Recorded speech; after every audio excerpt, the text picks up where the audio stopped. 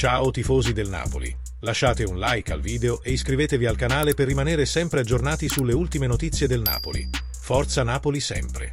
Queste le parole di Giovanni Di Lorenzo intervenuto nella conferenza stampa dopo Milan-Napoli.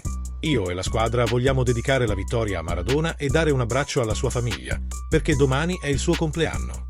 Lo conosciamo tutti, è un grande giocatore. Okafor è forte anche nell'1 contro 1. Lavoriamo in squadra, aiutandoci a vicenda.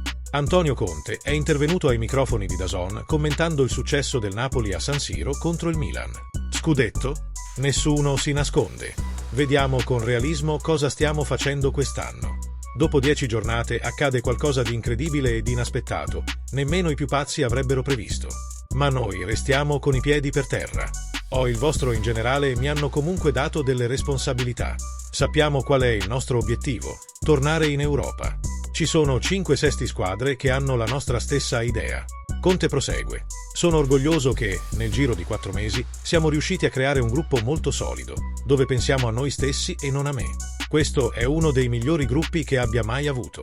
Quello che ho com'è l'ambiente che abbiamo creato a Castel Volturno, dal giardiniere ai giocatori. Respiro aria pulita e bella. Soffro ancora perché vorrei vincerle tutte. Anche oggi i nostri tifosi ci hanno seguito con passione. È vero che sognano. Dobbiamo essere preparati quando ci sono degli intoppi.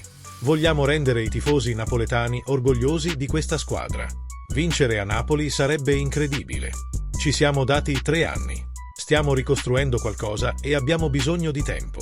Non si può pensare che i miracoli possano sempre accadere. C'è una via da seguire. Già raggiungere il nostro obiettivo sarebbe importante. Conte conclude parlando di Lukaku. Per lui c'è grande empatia. Ha fatto di tutto per tornare al Napoli così potevamo lavorare insieme. Posso parlare molto bene di lui. Nuovo. Qual è la tua opinione tifosi del Napoli? La partita ti è piaciuta o no?